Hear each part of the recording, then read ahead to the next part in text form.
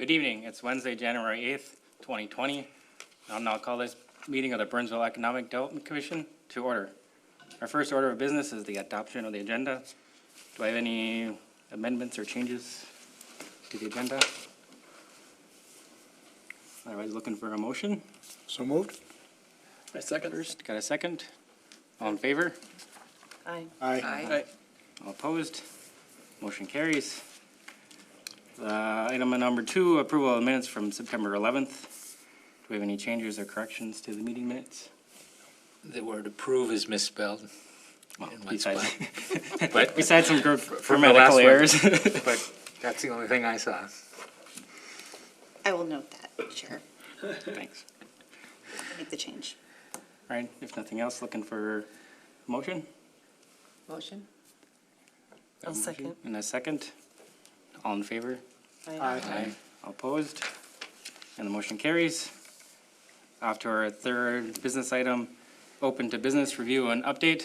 So have Lee Hall from MCC come up and present to the commission here and turn over the floor to you.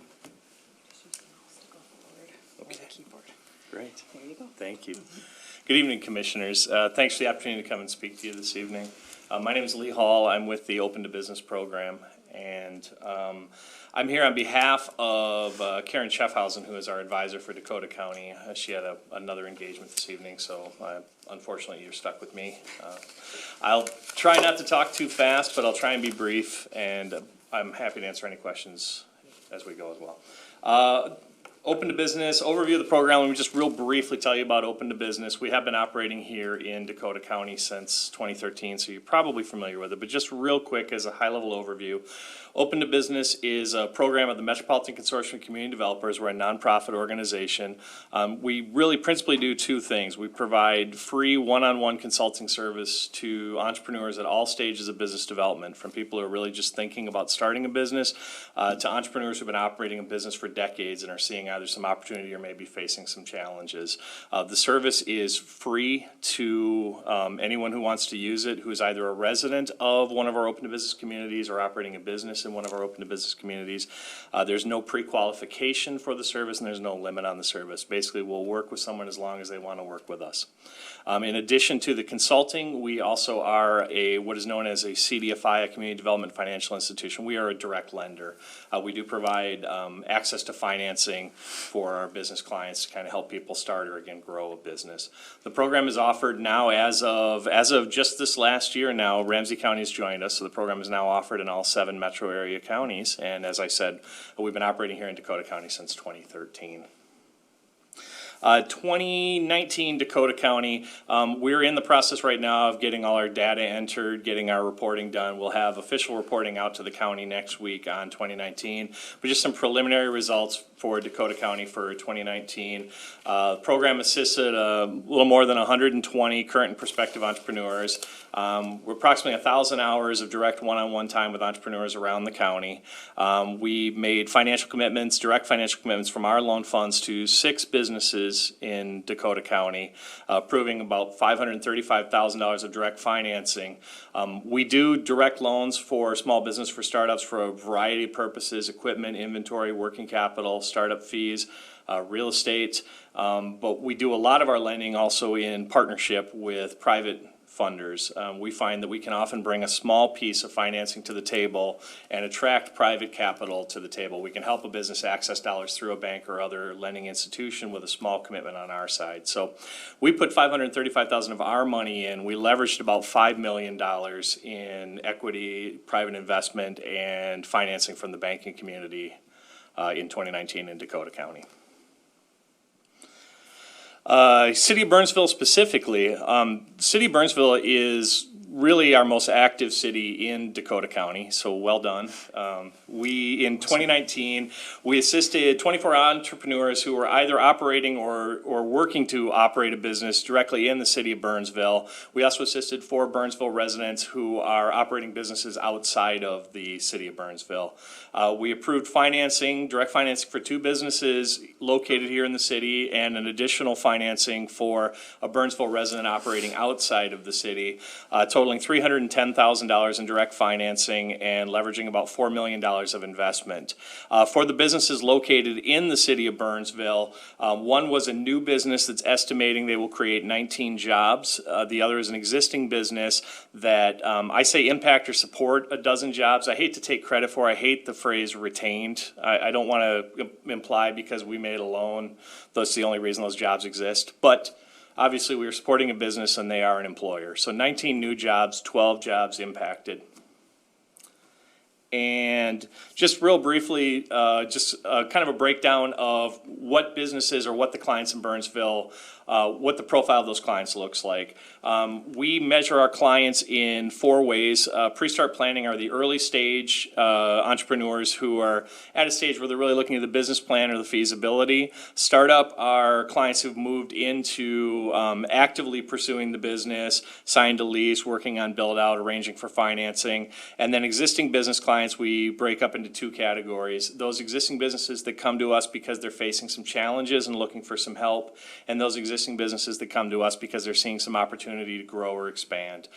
You can see that it splits kind of close to 50-50, or maybe 60-40, people thinking of starting a business here in Burnsville versus about 40% of the clients we saw this year are in business now and looking for some assistance.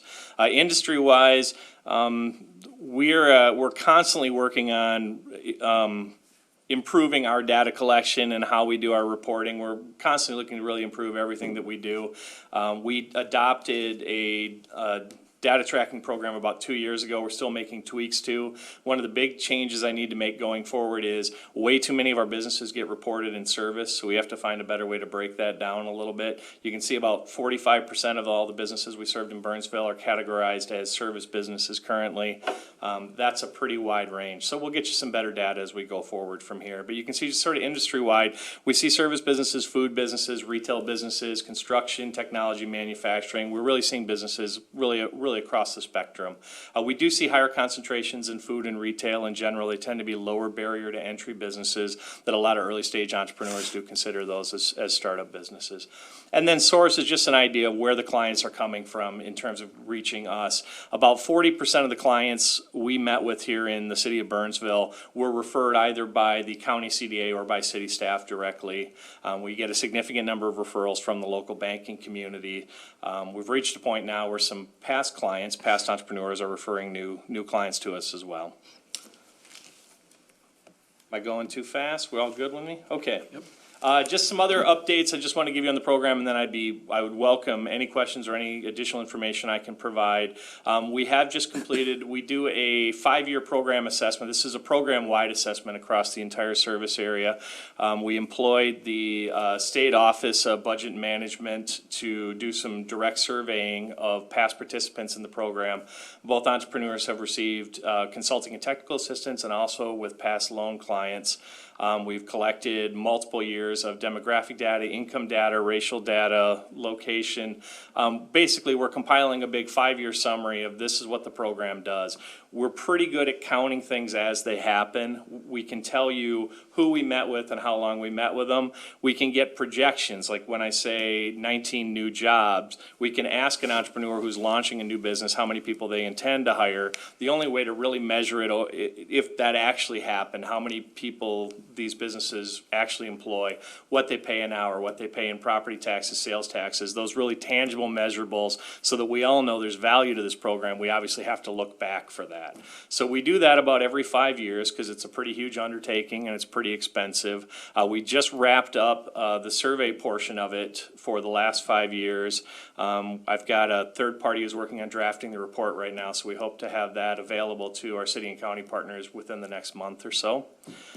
Here in Dakota County, we had a pretty big change this year. We had a transition to business advisor. We had the same business advisor here for about 6 years, 7 years, 8 years, 6 years.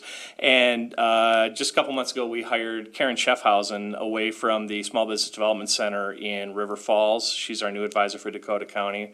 We're very excited about Karen. She brings a wealth of direct technical experience. I really think she's going to be a real asset to the businesses here. We do assign an individual individual business advisor to each county to be the primary point of contact. So when you're making a referral to the program, you don't have to refer generically to the program, you can refer directly to an individual. I also think it's important for a business advisor in each community to be embedded in that community so they get to know what are the other resources are here, what are the rules that are here, who are the contacts and the people they need to know. However, we do work as a team. There are about a dozen of us that work in the program, and where it makes sense, where the skill sets fit, we do a lot of cross-referral amongst our advisors. So Karen's your primary contact here. She probably will handle 80 or 90% of most client requests for Dakota County. In addition to Karen, in 2019, I have added a couple of new advisors to the team to try and round out our skill set. We have a pretty diverse group of advisors in terms of their technical skill. A big point of emphasis for this last year, we're trying to add some additional language and cultural skills to our team. I'm happy to report we were able to add a native Somali-speaking business advisor in 2019. I recently added a Hmong business advisor, and we're in the process right now of looking for a native Spanish speaker to add to the team as well, so that we can really provide the services that we provide to all of your residents in the city. And that's pretty much my presentation. Contact information here for the program and for Karen as well. Can I provide any additional detail or answer any questions for you? Will Karen's information be, do you have a business card for her or any way we can actually? Absolutely. I have a box of brochures which I left in my back seat, but I will run out and grab for you. And I know Karen will be here, I believe, Friday, meeting with city staff, and we'll make sure that you all have her direct contact information. And if I may note too, her information is also on our city website as well, so we have information and some to directly access her via those channels. So I have some questions on this. You know, for 2+ years now, I've been hearing about this organization called Open for Business. Yeah. And it sounds awesome. And, but yet I've never run into anybody who's utilized it. I don't even know really how it applies. And so I'm wondering if you could kind of walk through a couple scenarios and define kind of how you guys interact along those scenarios. Could I give you a couple scenarios? Sure, please. Let's say that I'm thinking about starting a bike shop. Okay. And I need to start with a feasibility study and then determine financials and how to get financials and ultimately open to sell and service bikes. That's scenario one. 10 years fast forward, it's going really well. I'm buying my bikes overseas. I say, you know what, I'd really like to, I have this new innovative ideas for bikes. I'd like to start to manufacture my own bike and come up with a manufacturing plant to do that. So two businesses of very different stages. How do you guys help? I would say that, frankly, I would say that our skill set as a team, we're the first client, we absolutely have the capacity and the ability to help. The second client, I think we can help, but I think there obviously creates some additional challenges there. And what I mean by that is, for the early stage client, what we're gonna help that client do is we're gonna act as a project manager for that client. We're gonna help them kind of look at, all the steps they're going to need to take, and there are 1,000 things that need to happen to go from idea to having a business. A lot of those things all have to happen at the same time. That's hard to keep track of, that's hard to make happen if you don't have the experience and you haven't done it before. So where we're gonna act in the early stage with clients is we're gonna act as sort of a de facto board of directors for them. We're gonna help them in terms of looking at what all the steps they're gonna need to take, and then we're gonna project manage it for them. If we're working with a client that's going from the I have an idea to I have a business, we may end up spending 6 months, we may end up spending 1.5 years with them. We may end up spending 60, 80, 100 hours with that client, continually going back and forth with them, almost like playing fetch. Like, okay, there are 1,000 things that need to be done, here's what needs to be done next. Here's where you'd need to go to get that, or here's the tools you need, or this is who you need to talk to. Go do that. When you've done that, come back and let's talk about what the next step is. Or when you go to try and do that, if you hit a barrier, come back and let's talk about how we get over that. I think all of my team, I hire my team specifically because they have the experience. Most of them have been business owners themselves. They've worked through this process. They're all pretty good on that early stage planning, and the DNA of a business, no matter what the industry is fairly similar for 80 or 90% of issues. It's I apologize, I really will answer the second part of your question, but if I may just take a That's good. slight detour there.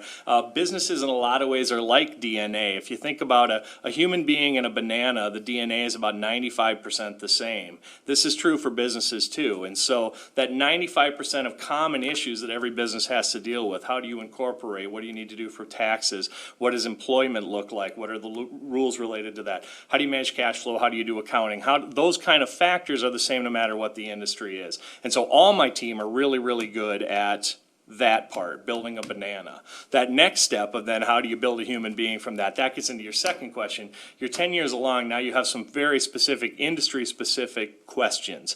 I said we have a team of about a dozen people from a lot of different industries. Sometimes we get really lucky in the industry that a person is in, or the challenge that they are facing is something that on my team somebody has direct experience with, in which case then we're going to connect them with the advisor who's the right fit for that. I'll be honest with you though, we talk to about 1,000 entrepreneurs a year at all stages of life trying to do all stages of thing. I can't possibly hire a team that knows all of the answers. So then it really becomes being how good at research we are and how good of a partner we can be to that entrepreneur to help them try and find the answers. And that often means doing research on our part. It means really reaching out to our networks and our connections, reaching out to attorneys I know, reaching out to CPAs I know, reaching out to people in import, export, or manufacturing to ask questions and make connections. The good news is I've been doing this for 25 years now, so I'm finally at a point I can often reach out to clients who I've worked with in the past and say, hey, you've solved this problem, help me solve it with somebody else.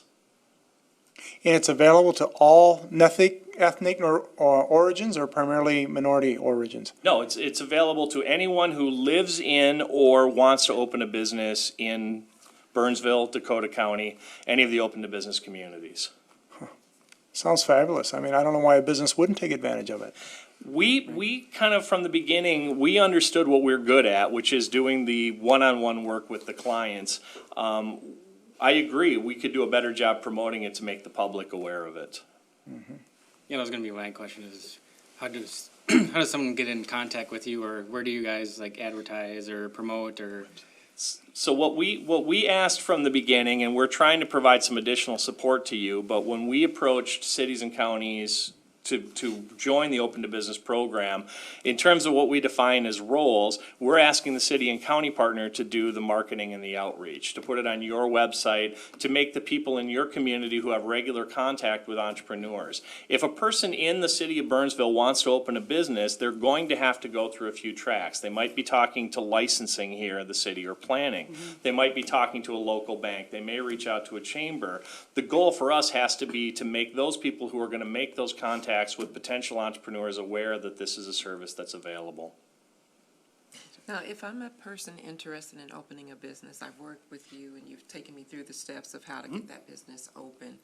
And now I'm at the place where I'm looking for funding. Sure. And I know that you said that you all have offered some funding, or there are other lenders. Yep.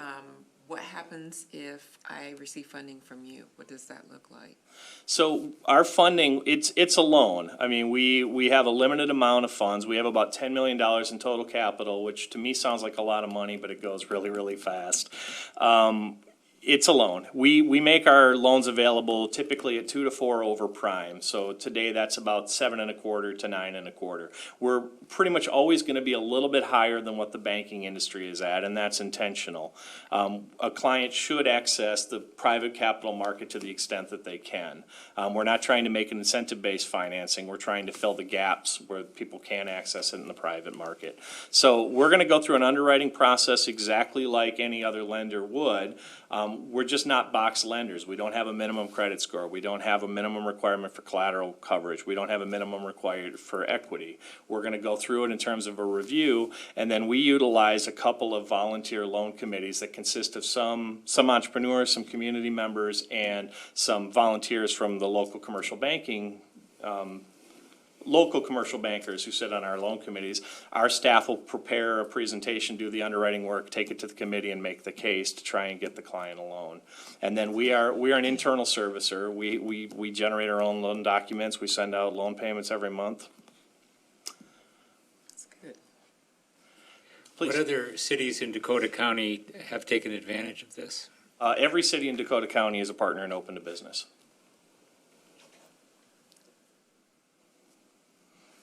And you said it's just Dakota County and Ramsey County now? No, I'm sorry. Ramsey County joined they're the last or most recent to join the program. The program started in Hennepin County. Carver County beat Dakota County by about 2 months. Dakota County was the third to join the program. And then over the last 6 or 7 years, it's spread across the metro. All 7 metro counties utilize the program now. I think from a marketing perspective, that's a real advantage. It was hard in the early days to do a lot of mass promotion of the program and then tell people, I'm sorry, we don't serve your neighborhood.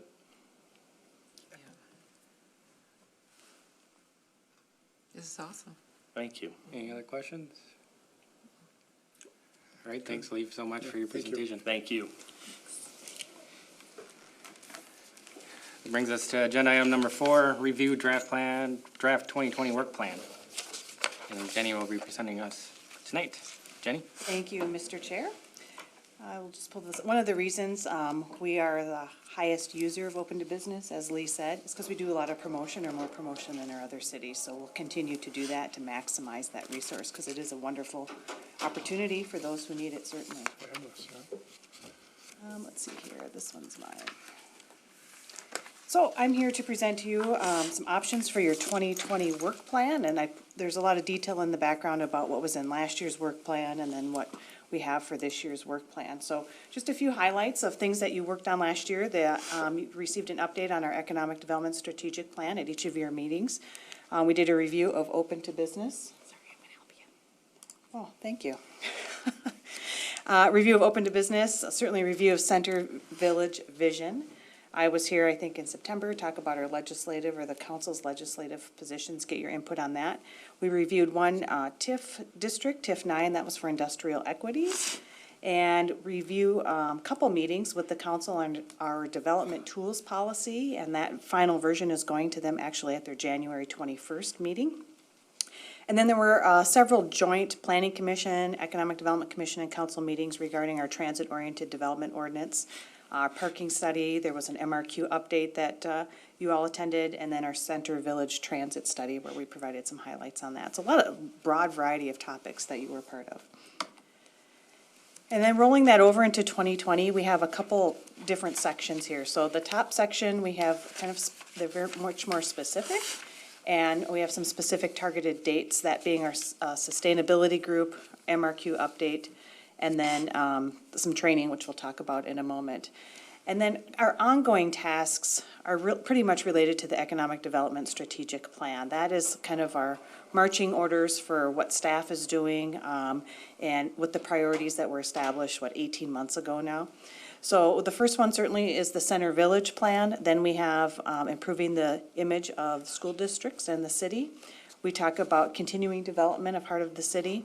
And then we talk about enhancing our awareness around our commercial programs, certainly having Open to Business here this evening speaks to some of that. And then continuing our position as a regional destination. Those are the top 5 priorities in the Economic Development Strategic Plan. As we look at that, and we're talking about how we can engage you and keep you engaged in that, one of the things we'll be asking you for is perhaps to assign a couple EDC members to attend our Center Village or County Road 42 business meetings, if that's something that you'd be interested in. Ms. Dean will be setting up a ongoing committee meetings or meetings with the businesses and those that are interested to learn about what's going on with 42 and to stay engaged. Right now we're working on the traffic study, there'll be infrastructure, we plan that there'll be continually things going on an annual basis. So if the EDC is interested, we would welcome a couple of you to be part of that work group. You can hear straight from the business owners what their concerns and learn about, stay involved in what's going on there.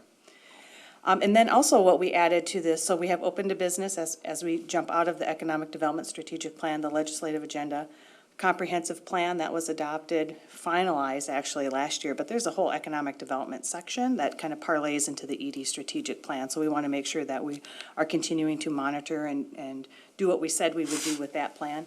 And then we put ribbon cuttings back on here. So as part of our strategic plan, we're spending a lot of time on marketing and branding the city as part of our strategy for increasing tax base and the businesses that come here. Ribbon cuttings are a part of that and welcoming those businesses that are here. Now, this group had a goal of attending so many per year. We're not suggesting that, but we want to make sure that you're invited, and as you have time to attend, it certainly is well received by those that are there celebrating their grand opening or re-grand opening, to have business community members like yourselves there. So staff is there, there's usually a member of the council, the chamber's there, and then certainly we would want to extend that, make sure that you know that invitation will be extended to you. Not required, not a goal like it was in the past, but we would like it if you could make those. So there's a few items that we did not carry over from last year's work plan. You may recall TIF 8 was approved, but Industrial Equities has not come forward with a building permit for that yet, and it has been over 2 years. And so we have let them know that we are not certifying that district. So if they want to come back with any assistance, they're going to have to start over on that with a plan. We took incubator possibilities off. Again, we want to focus our resources on those ED strategic plan priorities. Not that these aren't important, but when we're looking at our resources and things we want to work on, we're trying to stick to the 5 priorities. And then the Burnsville Commercial Real Estate Council group, that as a group that I think has been around for about 20 years, and I think it's kind of it's lived its useful life, so to speak. With our ED strategic plan and our marketing plan, we're looking at doing things kind of more broadly with our brokerage community. So there haven't been any events in the last several years, because the economy's been good, right? And so we've listed sites on our website that are available, and that's gone over very well with that group, and we will continue to do that. But we want to look at broadening our marketing, so it's not, certainly, it's more broad than those that are participating in it already is what we'll be looking to do going forward. So we'll still be doing that type of activity, just not with this specific group of folks is what we're proposing for next year and onward, so. 3 questions for you, and that is, are there any changes to the plans or anything you'd like to see happen next year? If you'd like to appoint 2 members to be on our Center Village work group, that would be great. If you have any suggestions for council to consider in their 2020 efforts or change the ends and outcomes, now would be the time to do that. And then another thing we are looking to do from our commissions, if there's any training that you'd like to receive. I thought we had some good sessions on our economic development tools with Ellers last year, but if there's any other training or topics that you would like to learn about, let us know and we can get some experts in here and we can learn together or go on a tour, whatever that looks like. But we want this to be a meaningful experience for you. So if there's anything that, boy, I wish I knew more about this, we'd like to hear from you, what that means to you. And then on next steps, Chair Newman will be presenting the draft work plan to the council in February. So thank you, Mr. Chair, for stepping up to do that. Yes, of course. And with that, I will stand for any questions or direction you'd like to give. I'll open up to the commission here. I guess first off, just wanted, is anyone concerned with the items that are being taken off the work plan, not to carry forward? Any discussions we want to have on those 3 items? Right. Any comments on the active items on our work plan? Any additions, any changes? Any comments? Are you gonna come back and ask then about some of the questions that she had, or is now the Yeah. time to speak? Well, I'm just, Okay. I guess now I'm You gonna keep open going, up to, keep going, Chair, I don't wanna. now I'm gonna open up to the rest. I guess the first, opening up to the work plan, if there's any initial questions. So If you have something else you can Couple certainly bring comments up. to these questions. As I think about Burnsville, and I think about where we're going, it seems to me the importance of young adults is higher than ever. And what I mean by that is it overlaps so many different areas that we are working in. It overlaps our group and what we do and the importance of bringing young adults into this community and encouraging them to stay in this community. It overlaps with the chamber and their desire to help with workforce and companies that are really struggling to find the right workforce. It helps with the city development plans with some of the new housing that we have, that's upscale housing that is attractive to a lot of the young working adults, and also the empty nesters and so forth. And it ties into some of the parks, emphasis on parks that we're putting into place, some of the emphasis on biking, where the desire is for live, work, and play for young adults. And it seems to me that many of the businesses that are started up by young adults as well. And it just seems to me that we really need to put something in place that brings all of these groups together through Experience Burnsville, the chamber, the city, and maybe even the EDCs to some extent that we could impact that, but ultimately have more of an organized efforts around young adults and activities around young adults that really try to encourage them to invest in Burnsville. And I think it brings a lot to the table for the whole EDC effort. That's one comment, I guess. The last comment I'll have is that you talked about any trips or tours. I think about what we're proposing for the Burnsville Center. And it's very exciting. And it's a very big picture. And it's scary, which it should be. And there's a lot of space between where we are today and where we want to go, which is great. I think a big vision is needed for that area. But there's some areas where I think of that area. For instance, I think of Centennial Lakes. A lot of what's going on around Southdale and Centennial Lakes, they're kind of all interconnected. In my mind, is a really good visual to what we want the Burnsville Center to be going forward. I think about some of the areas up in Maple Grove, Arbor Lakes, where they've done some of that. And so I think about some of these areas that have faced some of the issues that we're facing today. They just faced them 15, 20 years ago. And I'm wondering if there's some common learnings that we could take from some of these key areas if we were to get on a tour and go see them and talk about that, because I think we have a role to try to figure out how to make some of those things come into play. We have a small role, but everybody has a small role, and collectively we make a big impact. And so is there a way for us to have a broader picture that we can start to drive more of a vision around some of the things we'd all like to see happen? So those are my two comments. Building on that sense of experience, I also, as I reflect on where Burnsville's at, I also use the example of Richfield 20 years ago. Yeah. It was a second ring suburb declining, and now you drive through 76th Street and you're going, oh my God, there's a crane on every corner. They keep putting up these really nice cutting edge new retail and residential combinations. I'm going, wow, because I remember this place was really tired, and I go, oh, that's like us. So another key learning is, I don't know how much we do this, but just to have someone from Richfield or one of these second tier and kind of have them, invite them, or have us go to them, something like that, just to share best practice, best ideas. Hey, what did we learn? What are the challenges we face? Because I know things anecdotally. I work in Centennial Lake, so I know that really well. I've been a tenant there for 20 years. So I know that story really well. I just don't, and the emergence out of a granite pit into one of the 5-star places to work is amazing. And Richfield's another one where I'm going, wow, I wonder what the council and what their economic development, what tools, because where I see us is we're the emerging economic development. We had no tools. We had non-existent incentives. Now we're inching our way up. We have a modest budget. We have a couple new tools. I'm excited about using them. But when you get a vision, you go, oh, that's how we can do this. Then you start moving the agenda. And then your conversation with developers and the people who elect to go and work with the people on 42, it's super important that whoever we send's got to go with a story. They're looking for the city and what story you're going to tell. You got to own this vision. You got to say, yeah, and also an ability to communicate. Like, I know where we're at now, because you're right, there's a big gap. And they're looking to you for us and saying, what are you doing to take step one? That's all. I mean, they all know we're not going to do step 5, but 1 through 5.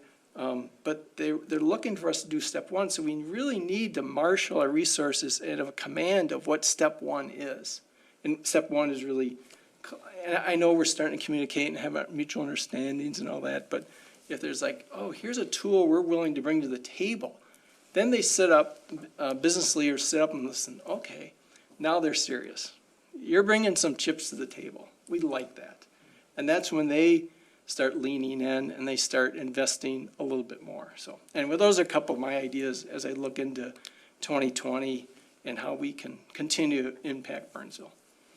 Well, I think your point with Southdale, you know, it has evolved, but that evolution had to start someplace. And who was the key person, and maybe, or group, Right. maybe meeting with them and understanding, okay, how did this get started? What, was it the city that started it? Was it the owner that started it? You know, what happened? And then how did the city, you know, flow into Partner that up to with make it them. work? Yep, exactly. And I think to add to all of your points is, so coming into Burnsville, I love it, you know, since 2006, and I don't know what I'm supposed to be expecting. I just think it's a great city.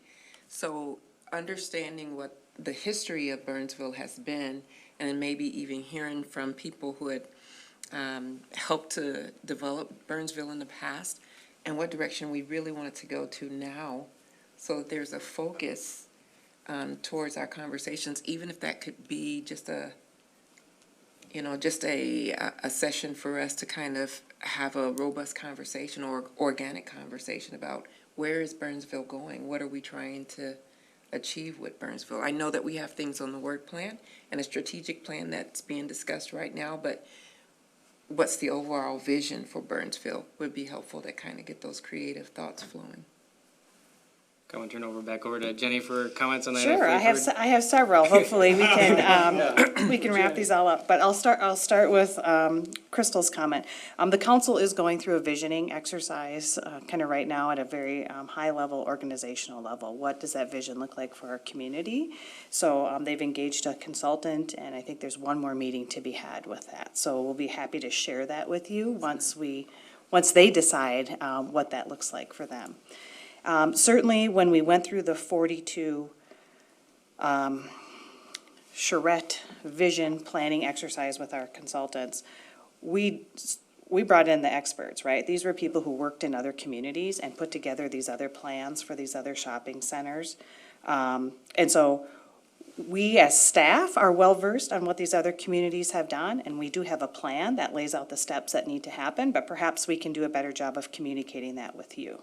So you know what it is, and we can have an engaging conversation. So we're happy to do that. We have the plan, the implementation steps are in there, we're working on them. We've checked off a few boxes already. So we can, I'll go back to the work plan. On number one, we can make sure when we talk about the updates to the ED strategic plan, that is more specific and clear with you on that. And certainly, we can go learn from these others and have them come in or go on a tour. Those things are always invaluable, right, when, as part of learning, so. So that was where we're at, and then you mentioned something on Richfield and what tools they have done. Certainly, when we brought in Ellers, they're our financial advisor, they work in Richfield, they work in most metro communities doing this. Again, we use the experts that have their fingers in all this stuff to know what all these kind of moving parts are in these other communities, but we are happy to bring them in, and they can give you kind of an overview of what kinds of tools and work and timelines go into this. They were here to the city council at a work session 2 years ago, maybe 3 years ago, talking about what other cities do in regards to economic development. And this was done, I think, just prior to our economic development strategic plan work. So we had the mayor of Cottage Grove here. We had some folks from St. Louis Park here talking about what it takes. So I'm happy to look up that meeting and email it to you for reference, but we can kind of do something similar like that with this group, if that's what you're asking. Yeah. We can do that. I think your point about meeting with the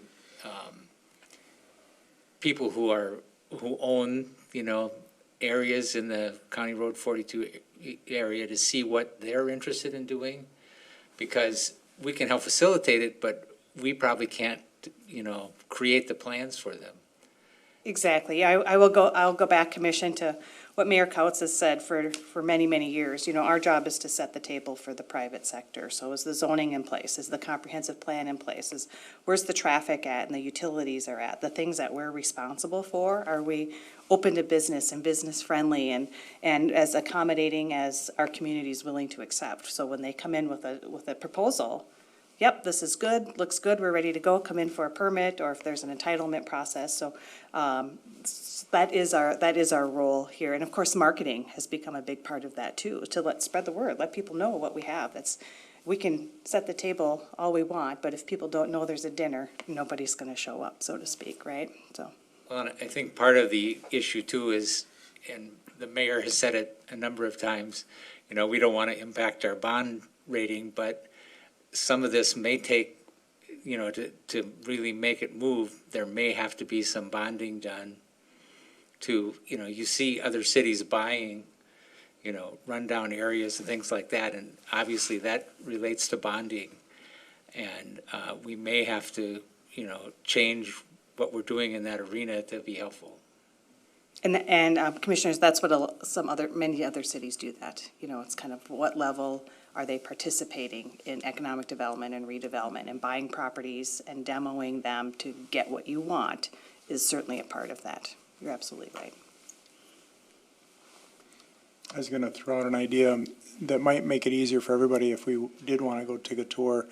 On the 22nd, I think, of this month, EDM, Economic Development Association of Minnesota, has their conference, actually the 23rd and the 24th, I believe, which is a Thursday and a Friday.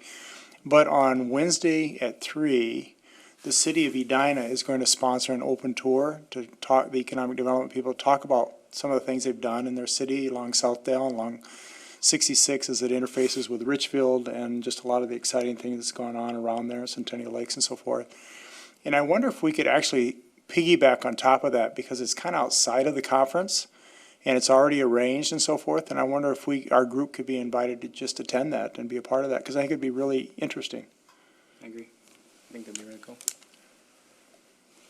We'll look into that. Okay. If not, they might do something outside of that with us too. I think the other piece that is a big part of this puzzle here is you've got 3 schools that are closing. And, you talked about young people, and Skip mentioned to me one time, because I was talking about why a young couple bought their house in Burnsville versus going to Egan. Well, they said the houses here were $10,000 cheaper for the same house. Well, part of the reason they're cheaper is because our community hasn't addressed, some of the issues that we have. And, it's beyond, our control, but it's still something that somehow we've got to work with the schools to make that more attractive to people, so that they think of Burnsville as a place they want to come to. And I think it's more critical than any of us have really imagined. Yeah, and I think that's why we have it on our strategic plan, and I think there's been huge outreach with the city, the mayor, and the collaboration with the independent school districts, and I think it'll take time, but eventually we'll get there. Mr. Chair, if I may, one last thing on attracting families that was brought up as a comment. There is a lot of that woven into our economic development strategic plan, kind of as a target market. And when we look at our branding and marketing plan that's put together, there's a lot of it that's geared, who's our target audience, right? That's what we ask when we're about to do something. And family shows up a lot, along with entrepreneurs, is on there as well, so.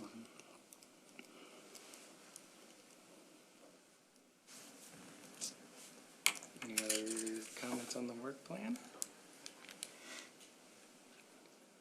So we just need a motion to accept or approve the work plan and send it on to council. I think before that I think you mentioned something about members for the center village. Correct. If that's something that you're interested in, I think we'll take maybe 2. Ms. Dean, 2 would work? I mean, from my perspective, I think we all would like to be involved. If I don't want to plug in anyone's ears, do we have to pick 2 people that would be always involved, or can we all get the emails to be attending these meetings, or? I would say, Mr. Chair, we don't know, this committee has not been set up yet. Okay. So the challenge is how many people are gonna show up, and I don't think we wanna have more EDC members than we do business owners or tenants or businesses, right? So just trying to be a little strategic and who we want there. And we certainly don't wanna exclude anybody, and we can provide the minutes to the meeting. We will have those, and we can certainly share those. But I think until, Ms. Dean, I don't know if you have any other comments on that as well. Right, and I think one of the things, I don't know if these are going to be morning meetings or, afternoon, and so that knowing your schedules, you might want to give that some thought, and then respond. Maybe once it's set up and you have the guidelines, that we can talk about that at Sure. that point in time. Yeah, maybe put it Sure. on another agenda item. or We an can update item absolutely in do that. Mhm. A further economic commission meeting. But it seems like there is interest and there is some commitment from the commission to have at least 2 representatives. Who those are, to be determined. Is that fair? I think, yeah, there's I think interest. that's an accurate assessment. Okay. All right, if there's nothing else, looking for a motion to recommend adoption of the 2020 work plan. So as moved. drafted. So moved. Motion A second? and a second. All in favor? Aye. Aye, all opposed, and motion carries. Thank you, Thank Jenny. you. Move on to our 5th agenda item for today, Economic Development Strategic Plan Update. And Regina Dean will be our presenter on that. Here, I'll pass you. Thank you. Good evening, Chair, members of the commission. As part of our strategic plan, one of the things we wanted to do was do regular reporting with our Economic Development Commission. And so in your background, there's a greater summary of the things we worked on, but I'll just touch briefly, and then if you have any questions, I'd be more than happy to answer. Included in your packet are our monitoring reports, so city staff reports to the city council and the public, the things that we work on in our various departments. Specifically, we look at redevelopment and development, and these items that are in our strategic plans are 5 top items.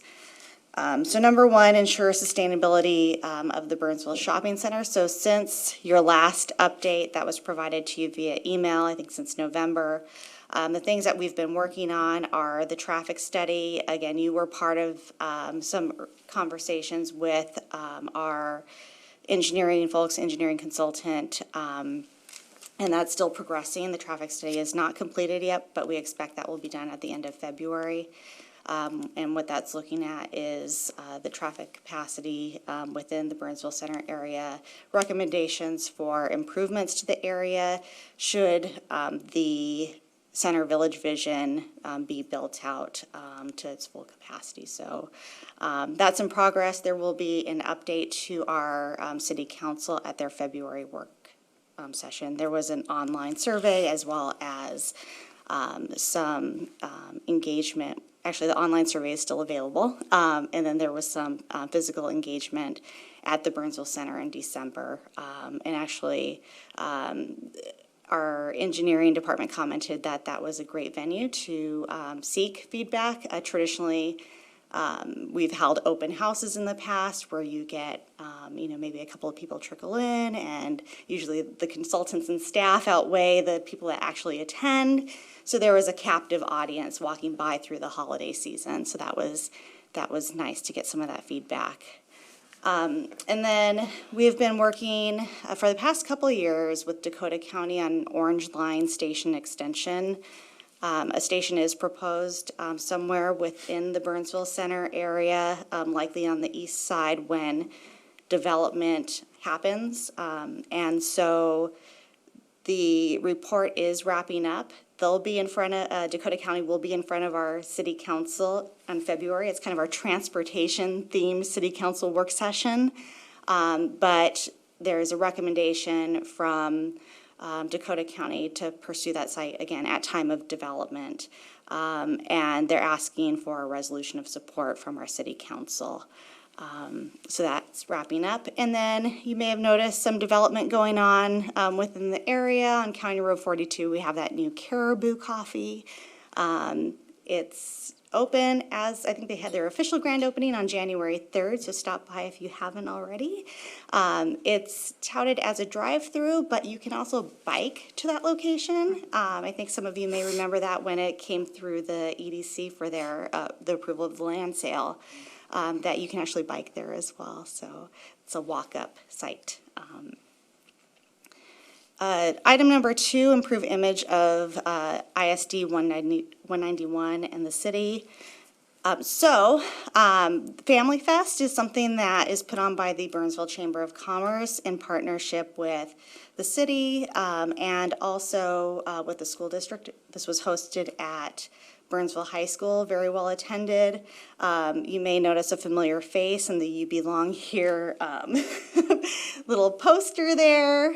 I don't know if any of you notice, a certain Economic Development Commission member. Had to look close. I didn't see that, I didn't know that.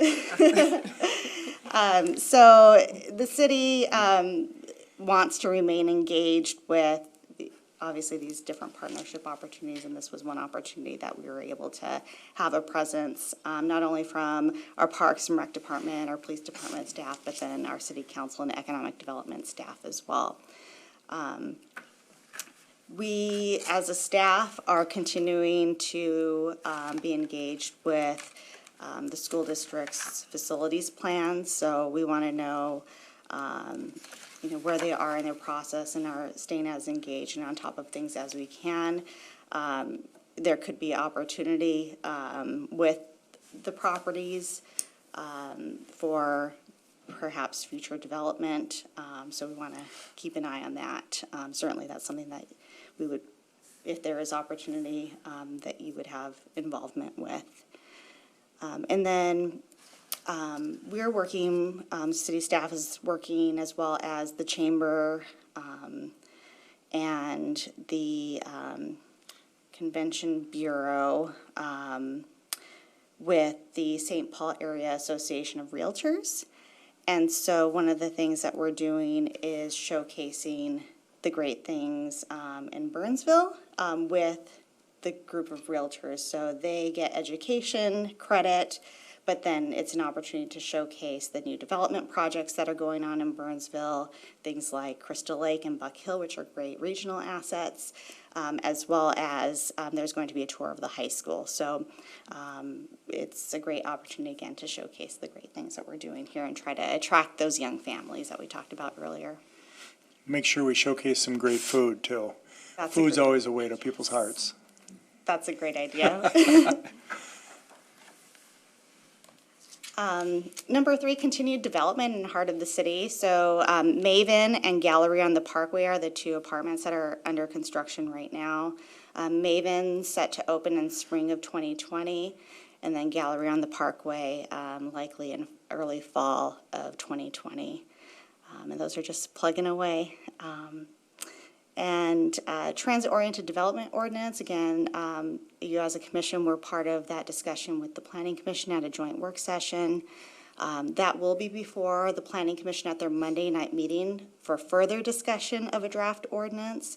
They're not taking action at that meeting. There will be a public hearing, and then if they make a recommendation at that meeting, then it would go to City Council at the following meeting. We've continued to stay engaged with the general public through a survey. Some of you may have seen that online survey available as well. So that's progressing.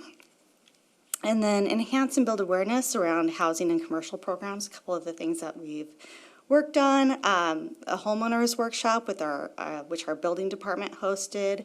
Our planning staff was also available on site at that meeting. This is, I think, the 3rd or 4th one that we've hosted. So basically it's open to residents of Burnsville that are maybe your kind of do-it-yourself, weekend home builder, or not home builder, but remodeler, someone building a deck. They're not sure maybe what they need to do as far as permits. So we have this opportunity to answer some general questions and provide some guidance. And then if they when they pull a permit for their improvement project, they do get a rebate off of that or a reduced fee.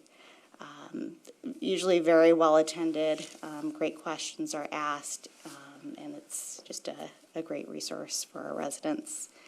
And then you were part of the public finance workshop with our city council and with Allers.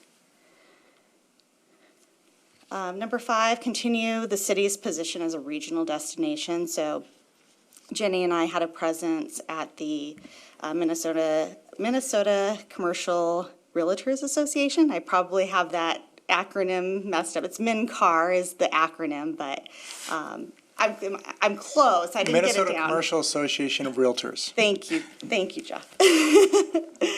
So we had a presence at this event. I believe about 600 people were in attendance. Jenny and I must have talked to well over 100 people that evening. We were able to showcase the You Belong Here brand, our Center Village plan, and we obtained business cards from the people we spoke to.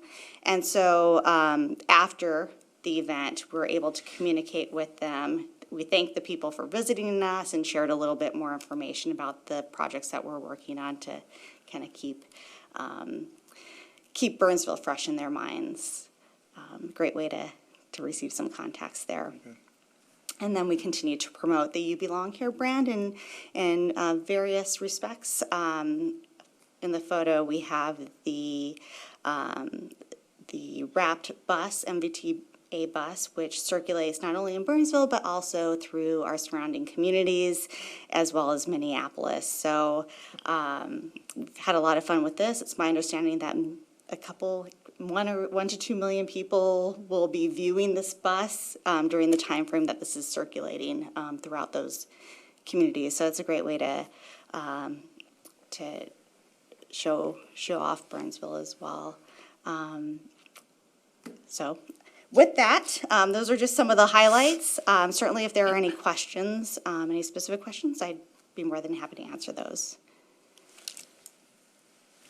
Questions, Jeff? Because I'm always at a loss for questions, I have a couple more. Just ask my family, I ask a lot of questions. I have a curious mind, I guess. A couple things for you. One is just a general comment and then a question. So our son moved out last Saturday after living with us and commuting downtown Minneapolis for the last 2 years or so. And he has moved into a house in Bloomington and has found that the bus line from Bloomington to downtown Minneapolis takes him longer than the Burnsville Transit Station to downtown Minneapolis. I'm like, you know what, that's a big deal. That's a real big deal, that you're actually that much further away in geographic distance, and you're actually faster to go direct line from Burnsville. And that's attractive to a lot of people if they just understood that. So we That's a can't great forget story. that. It is a great story. Second thing is that on item number four, that was presented, we talked about enhancing and building awareness around the city's existing housing and commercial programs and develop new programs as appropriate. And you talked about these homeowners workshops. I'm not completely certain of the connections that we've made on these programs that we want to put in place for people to remodel their homes and businesses, and this workshop and how it's educating people on what's there and what actually is there. Is there a clear definition around all that? Well, I attended, and I'm like that weekend remodeler, so when I saw the information come out and what it was going to be offering, it totally captured everything that I wanted to understand about permits, first steps, making sure that you're doing things that the city would approve of. And then I'm a yardie, so digging and all of that. It was pretty resourceful and informative. And like she said, the room there, it's very well attended, and there were some great questions that came out of it. But no programs necessarily were offered up, right? Which is what we've talked about. Maybe creating some programs, whether it's low-interest loans or something like that. Oh, to I encourage see. people. That's a little So different than it was what I was more thinking. educational in nature, if I Yes. understand you correctly, which is great and it's helpful. But as far as us identifying actual programs to help, have we really done any of that? Yep, so this is something that's in progress, and maybe Jenny can speak further to it, but we're currently working with the CDA and with, do you want to step in? Sure. Okay. Commissioners, this is something that's been on the council's radar as well as, we don't have any current grant programs, for instance, that we directly fund or oversee for home improvements or commercial projects for that matter. We administer our housing programs through the Dakota County CDA, and so they are the HRA, Housing and Redevelopment Authority branch of the city, as they are for all of the communities that are in Dakota County. So they are the expertise, which is great, because it would be a lot of effort for each city in Dakota County to have that own in-house expertise. So we rely on the Dakota County CDA. We are also an entitlement community under CDBG, Community Development Block Grant, which is a federal grant given to certain communities. We meet the threshold. We get about $300,000 per year. About every 2 years, or every year, the council approves a budget on where their next year's allocation will be. It's a 2-year funding cycle.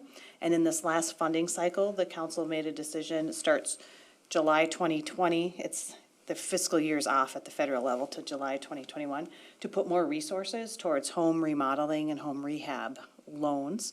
Those are paid off or they're forgiven after, I think it's 30 years. So the CDA administers that. There's always a waiting list for those in Burnsville, so they switched around some resources to put more funding towards that. Now, when I think of our ED strategic plan, a lot of this has to do with doing an assessment of what programs are out there and maybe look at what things we want to do. We just haven't gotten that far down the list. And you may recall our ED strategic plan has specific strategies and goals and tactics in it for us to take up. So we're biting at these, but there's a lot to do, and we're tracking that. And we have a new staff member with us, so we plan to kind of continue with that effort, but we just haven't gotten into the nitty-gritty, I think, of what you're thinking, so.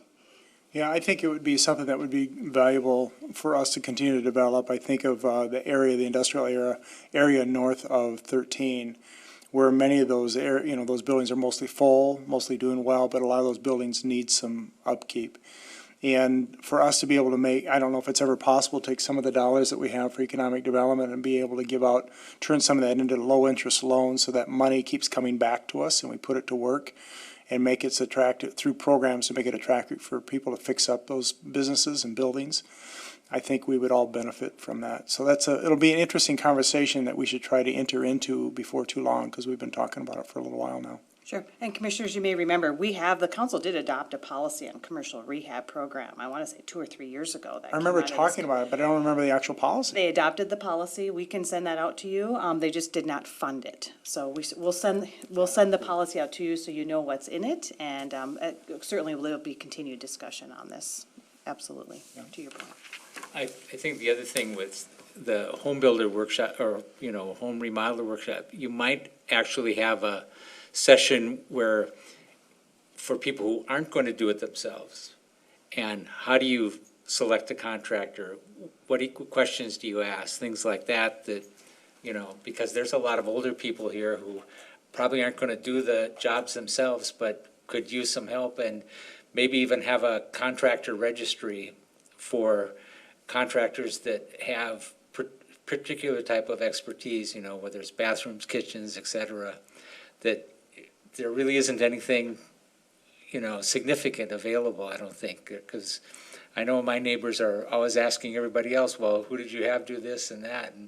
And those don't always fit, with what I had done with what they want to do. So having resources available for contractors to contact, et cetera.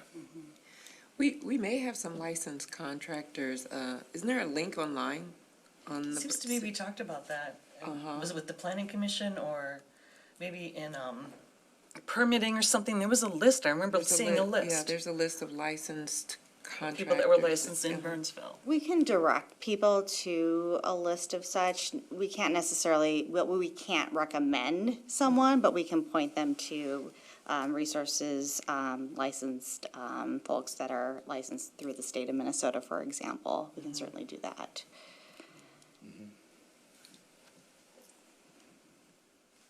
I just wanted to piggyback off your communication about the programs. I did, while you were talking, I did think about, there's an HVAC program through Dakota County that they go and they will, if you have old heating, a furnace and an air conditioner, there's a program that helps homeowners get new ones. They get the newer ones, and that program is through Dakota County as well, too. That might be something that you were thinking about as well in terms of offering programs. I think all of it, anything that helps financially, ultimately it comes down to money, right? And anything that helps financially for people to reinvest into their homes or their businesses, I think that's part of what we're trying to do.